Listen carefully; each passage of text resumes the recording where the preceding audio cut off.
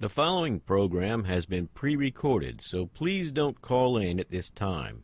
If you wish to participate in the program, tune in at 5 p.m. every Wednesday for A Pause for Thought on Baton Rouge Community Radio.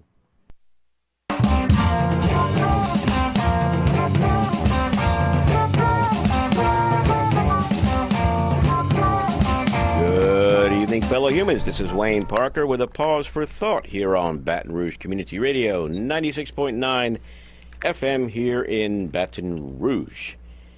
Well, we're glad to have you with us this evening. Apologize for not being here last week, but we couldn't. Anyway, I'd like to remind everybody this is a live call-in show. 343-9927 is the number to call. Or if you're live streaming on WHYR.org, you can, well, call anyway, 343-9927. But they do the area code. That was it. If you're using the website and live streaming outside the area, then dial 225-343-9927. And give us a call. Let us know what you think. And actually, I'll be needing, or I would like to get some help from anybody out there that can, that has experienced what I'm going to describe I've experienced many, many years ago as a young man. But first, I want to introduce Lang Baker, or welcome Lang Baker, my co-host for the evening. Good evening, Lang. Howdy, Wayne. And, okay, this is if you've heard the promo this week, I asked the question, can we do magic with our brains? And what I meant by that was, well, what I also said in the promo is, can we handle 3 conversations simultaneously? And this is what happened to me, Lang, and everyone listening, back when I was in the Navy. Let me give you a little background there. This was in the early 80s. I was in my mid-20s, I think. And I worked in the engine rooms of the ships I was on, nuclear-powered ships.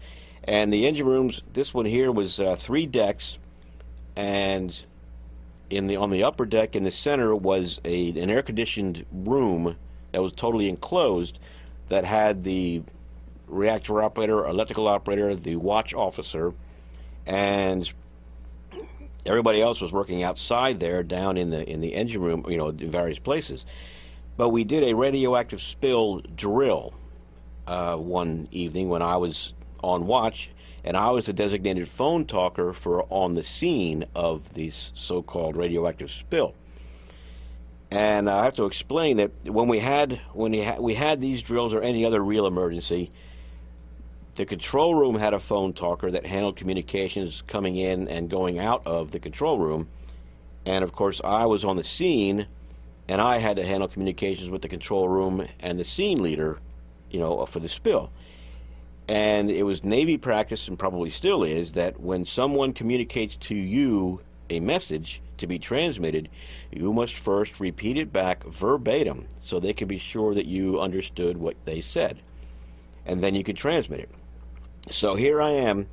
The young guy is probably my first drill. I was scared because I didn't want to goof it up, Probably some baggage from my childhood or whatever. My dad used to verbally abuse me if I made a mistake. But anyway, things are going along okay. I'm relaying information back and forth, doing my repeat backs, and all of a sudden, the scene leader is telling me something, and then the control room starts telling me something simultaneously. And I kind of felt a panic, and I thought, well, what do? I didn't want to tell either of them to stop and wait a second, so I just listened to both conversations and repeated them back in the to the appropriate person, and then transmitted them to the other person. And I ended up having to do that for the whole drill, and it even got to where I would be repeating back a message or communicating a message, and I'd hear one or the other start talking to me, and I'd remember what they said, so that when I finished speaking, I could then repeat that back to them and then transmit it to the other party. And there was at one point where they transmitted something over the announcing system in the engine room while I was talking, and they said something wrong. And I heard that, and once I got finished, with my verbal communication or whatever, I then called the control room and said, you got this wrong, and I corrected them. And all the while this is going on, I had this other part of my brain looking at me, going, "Wow, check out what I'm doing," you know. And I never understood what I had achieved that day. I just knew it was phenomenal, and I couldn't really describe it, and certainly couldn't explain it. And I've never been able to find anybody that could, and that's why I mentioned it to Lang, a few weeks ago, thinking, well, you know everything, you could tell me. Right. And so anyway, that's my story. And if anybody out there has ever had any experience like that, where you were actually speaking and hearing verbal communications and remembering them well enough to repeat them back and transmit them, I'd sure like to hear from you, because as I found out that it's not that unusual anymore for a similar thing. When I began doing research for this topic, this show tonight, I did find out there is such a thing as what I did. They call it multi-communicating. And the way it's described here in Wikipedia, which references a bunch of scientists, last names Turner, Reinsch, and Tinsley, whatever, but they call multi-communicating is the engaging in two or more overlapping synchronous conversations. And it says here that these include an array of media, including face-to-face, phone, and email tools for communication. And I guess for me, there was both face-to-face with the scene leader, and then the headset, the phones, basically, with the control room. But the reason they've begun doing more research into multi-communicating now is because the proliferation of social media, cell phones, Twitter, all those things there, have caused people who can't give it up for a few moments to just start engaging in more than one simultaneous conversation in different media. And so finally scientists began scratching their heads thinking, well, what's going on here, But they don't really know a whole lot about it, though. Lang, you were going to say something? Oh, no, I was just going to say, when you first told of your experience back a few weeks ago, I had no idea about what that was or explanation for it. But what it reminded me of, in some ways, it's similar to what I had heard about how simultaneous translators were working on, like at the UN, where they're listening to a speech or a discussion in one language and then immediately translating that into another language. And it's real time, you call it, real-time translating. Real-time translating as opposed to, well, I think they call it real-time interpretation. Okay, yeah. To try to distinguish from translators who are, working with text or something to translate it into another language and work at their leisurely pace or whatever. Yeah, so these people are hearing in the foreign language and then translating it into their own language. That's their native language. The usual policy from what I read about how the UN policy works, that they've got people who are translating into their native languages from their second languages or third languages or whatever. Right. They're hearing in a different language, but they're putting it, so they're more familiar with, they're basically grounded in the language that they're expressing the thoughts in. That would make sense, because they wouldn't have to they wouldn't need to think as much right before speaking, because it's in their own language. Yeah, it's probably a little bit faster. They did mention that for Chinese and Arabic, those translators generally are going both directions. That they're hearing Chinese and translating into English, and then English goes to the people who are translating into the other languages. Wow. French or Spanish or probably because of the nuances of the language. It may be, and also it sounds like it's because it's hard to get qualified Arabic and Chinese translators, because they mentioned over a 1 year period. They've all been killed in our wars. They had in 1 year period they had 1,800 applicants who took the test for translating Chinese, and out of those 1,800, it was like less than 0.5% that passed the test. In Arabic, it was 400 that took the test, and it was like 10 people passed it or something like that. Yeah. Do you happen to know if it was because of the language structure itself or anything they didn't, like that? They just gave the statistics. Okay. They didn't discuss why. One of the ideas, or one of the factors that the researchers have mentioned that I thought might have been what I was doing, or at least some of what I was doing, is compartmentalizing these conversations or these statements. Before I go further, I want to remind everybody you're listening to Wayne Parker and Lang Baker here on A Pause for Thought. 343-9927. Give us a call, 343-9927, and especially give us a call if you have experienced the phenomenon of multi-communication verbally, such as I described at the beginning of the show, where I was talking to one person, someone else began talking to me, and I was able to recall both conversations and repeat them back to, the appropriate individuals. But anyway, then I was just thinking here that compartmentalization, that might be what I was doing, because it was like I almost consciously opened up. The way I explained it to people at the time, I expanded my brain. But what I think I might have done is just opened up parts of my brain, or subdivided the parts of my brain that handle communication, and just stored those words, those statements, and whatever, in there.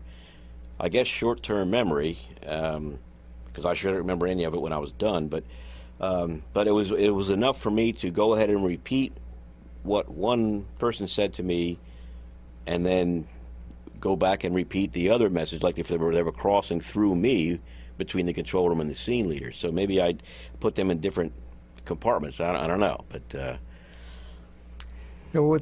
There is some research reported on the UN translators of studying their brains, the people who do this kind of translation. And they say that their studies don't indicate that there's a special region of the brain that does this, but it seems to be a part of the brain that coordinates what's going on in different regions of the brain, which would match up with what you were saying. Yeah, I guess something had to be coordinating it, right? Because I was doing everything in the right order, repeating back messages, in the order in which I received them, and then transmitting them in the proper order. But I also was remembering the words, and so that had to be being put somewhere in my brain for me to be able to, put it back out. Yeah, this region of the brain that they identified that does the coordination, they said also has a short-term memory function. You mentioned short-term memory before we went on the air, and I didn't realize it was part of that coordination function. But okay, and that explains it. That's probably what I did then. That whatever part of that I have in my brain, or had 30 years ago. Was it 30 years ago? 80?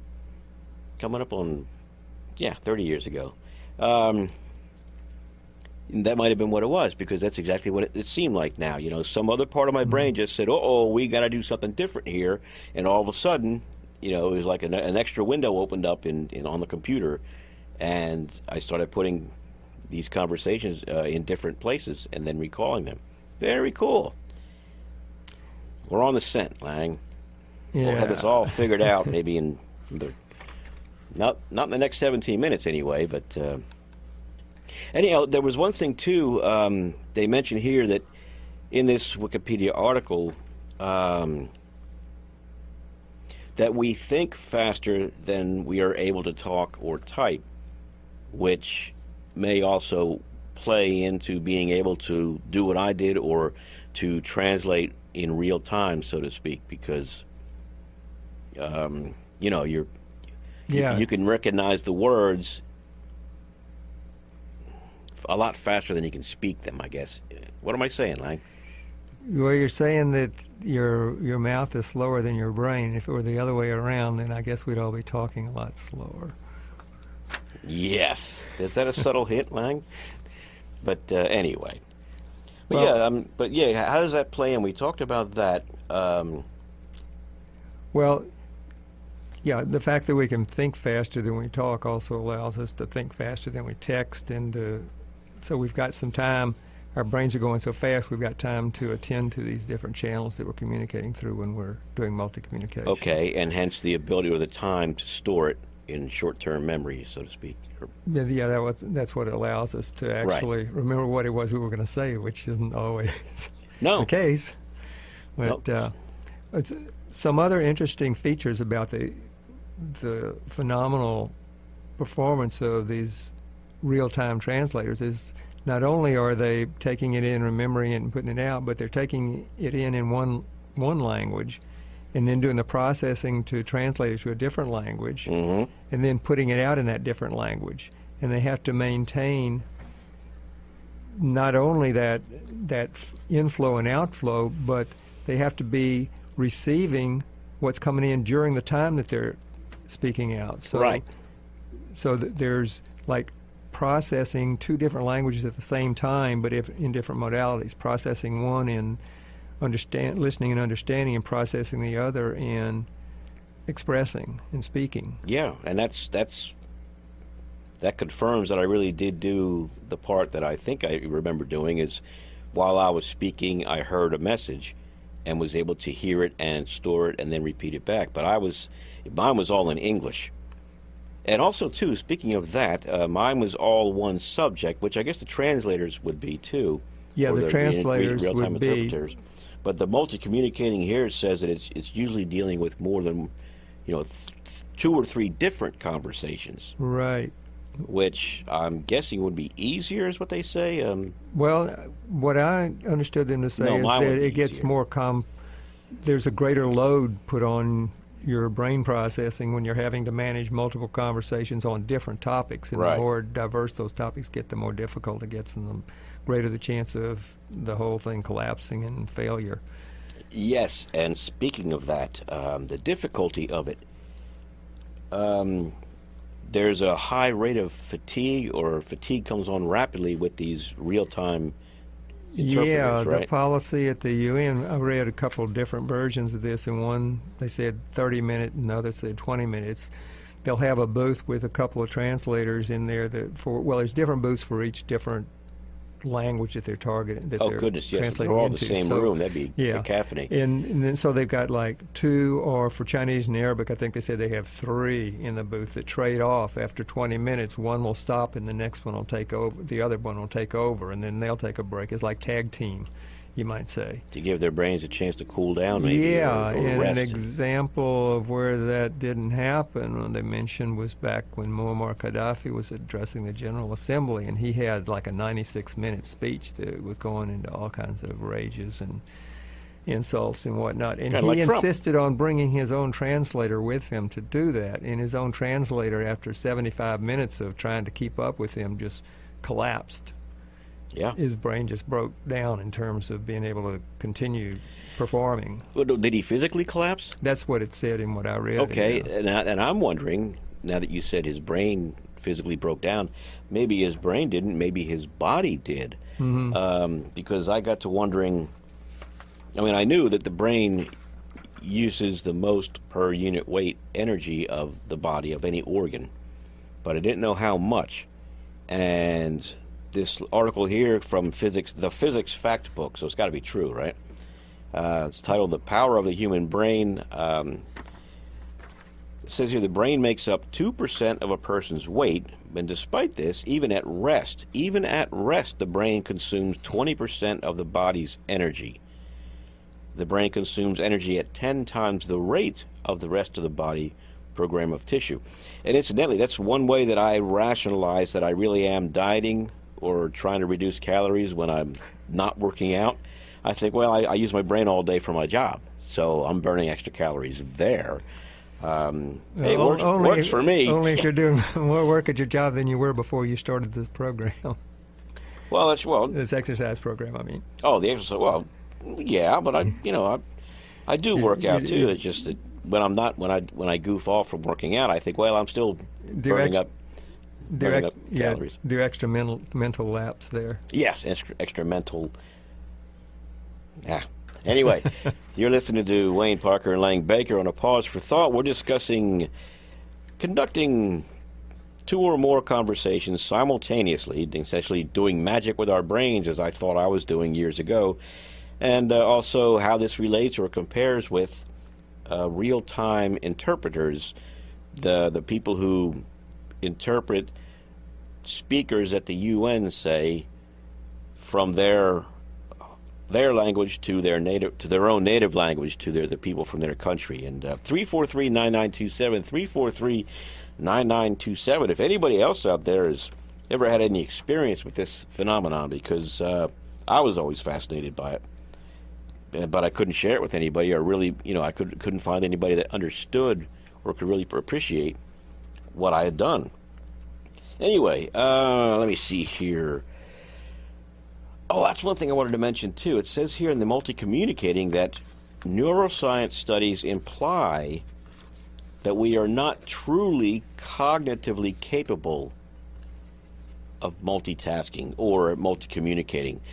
And, I mean, cognitive is the ability to understand or comprehend. And I had some guy years ago who actually could respond to what I was doing, and he based it on a movie he saw where it was a military, an army movie, a war movie, and there was a young guy that was doing radio communications, and he did something similar to what I was doing.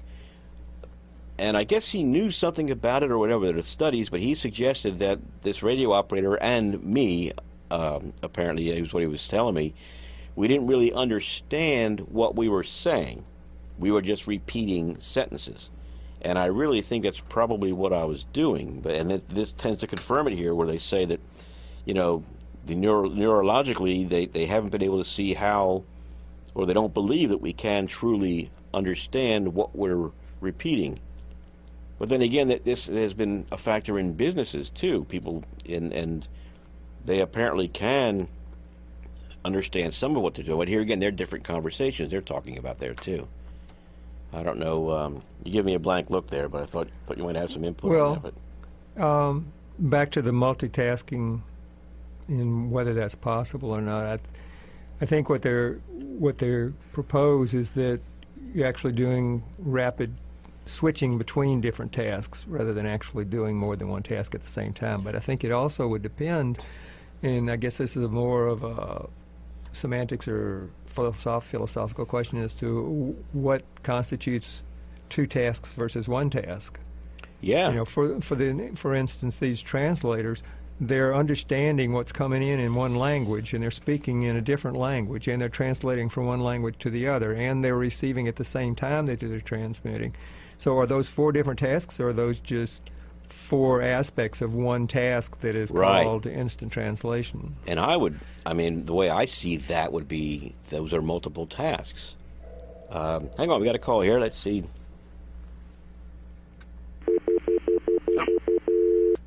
And they gave up. Okay, but yeah, getting back, understanding what I was doing. What's a multiple task versus right? And I would task? certainly think. You're listening for one, and you're speaking for another. To me, those are tasks. And if you're hearing at the same time that well, I just said that. but no, if you're speaking and someone's talking to you, and you're able to remember both statements or both communications, then. Well, and this is all happening at the same time. It's not like you do all the listening and then you switch to the speaking, and then you listen and then you switch to translating and you switch to speaking, and then you would miss out on some of what's coming in if you were actually stopping the receiving task at the time that you were doing the that was the thing that task. Fascinated me, was that I was actually simultaneously talking and saying one thing and hearing something else and able to get it all right. And it was fascinating, but there was something, a word that came up, and I thought of one other guy that I actually thought I might contact if he accepts communications from fans or whatever. But there was a word called polychronicity, which was way back when they first began investigating multitasking. And they state here that it involves engagement in several tasks simultaneously. And I remembered a statement by the drummer for the rock band Rush, Neil Peart. He was world-renowned for his talent and his abilities as a drummer. But I was reading a book that he'd written about an experience in his life, and he had said that, almost casually, that he worked on being able, and he succeeded at it, he was working on perfecting it, I guess, at that time, being able to do something different simultaneously with each of his limbs. So he could play the different percussion instruments, 4 different percussion instruments simultaneously, probably at different beats or tempos, depending on, what the music language is. And I thought that was incredible, and it didn't occur to me that might have been something that similar to what I was doing in this communication thing, only he managed to make it a conscious effort and do it deliberately all the time, when he played. But I thought, well, maybe I might contact him and see. But because he was very intelligent, not that I imply that I am, but very intelligent man, very well read, a very good thinker. In fact, he wrote all of Rush's lyrics anyway. But getting back on the topic, the real-time translators, let's go back to them, or the real-time interpreters. That's going to be difficult to get right. Yeah, well, that's an interesting aspect of what is right. One thing they mention is that when you're taking a language that has a different kind of word structure, then in a sense, you don't really know what it means until they finish the sentence, if there is some controlling component of the meaning that is stuck at the end of the sentence, as it is in some languages. Like you mentioned with German, if it's a negating term, it comes at the very end of the sentence. In some instances, that's what they described here. So if you're a novice translator, you could be saying something in real time as though it's getting ready to be a positive statement, and all of a sudden, boom, not. Right.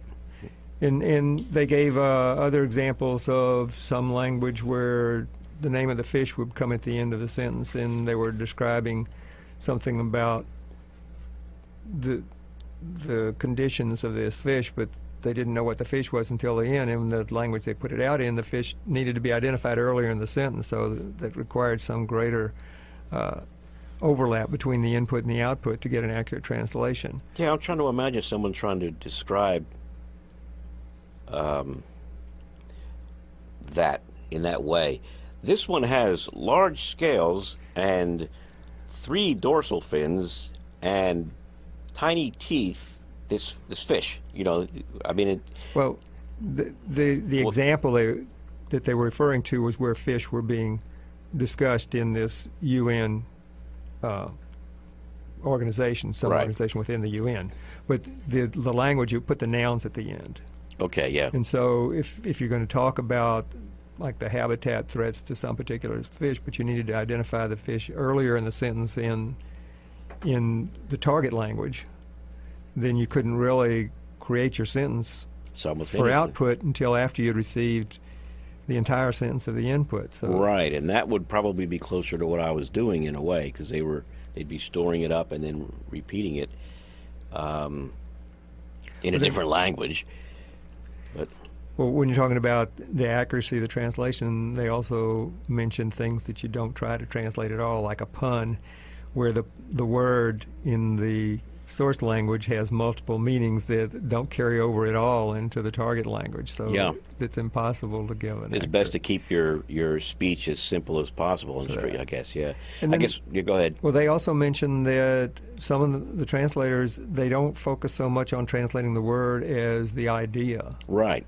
And so they aren't looking for a verbatim, word for word correspondence between the sentence that's heard and the sentence that's spoken. But, that to me, that carries a risk too. I mean, that's why the Navy had us repeat verbatim our messages, because nobody really cared if I understood what was being said as long as I transmitted it accurately. Well, you weren't translating. No, transmitting. I think I said transmitted, didn't I? But anyway, I meant transmitting. Anyway, it was the same language coming in and going out. And I was just transmitting. So, but yeah, I'm just saying I didn't have to understand it. I just needed to repeat it properly.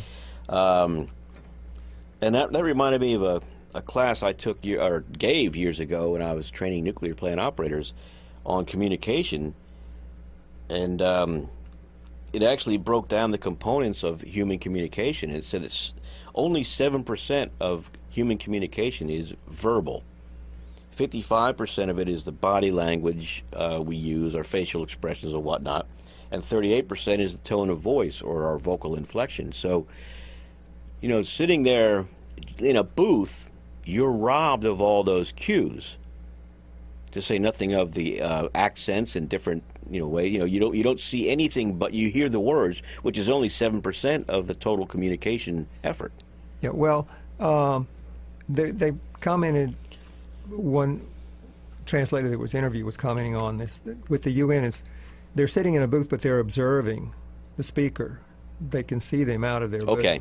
But they're not up close. And one commented how she prefers, she gains more personal satisfaction out of doing a translation, like when you're sitting face to face in a one-on-one, and you're up close, right, where you can pick up all of that. Okay. From what I understand, the guys that interpret Trump or translate for him, they just beat a drum. Bump, bump, bump, bump, bump. Anyway, we got to go. Okay. On that note. On that note, you've been listening to Wayne Parker and Lang Baker, trying to discuss ideas on doing magic with our brains, multi-communicating, and real-time interpreters. And we thank you for listening. We are Lang Baker and Wayne Parker on A Pause for Thought here on Baton Rouge Community Radio, 96.9 FM here in Baton Rouge. We got to go. You have a good night.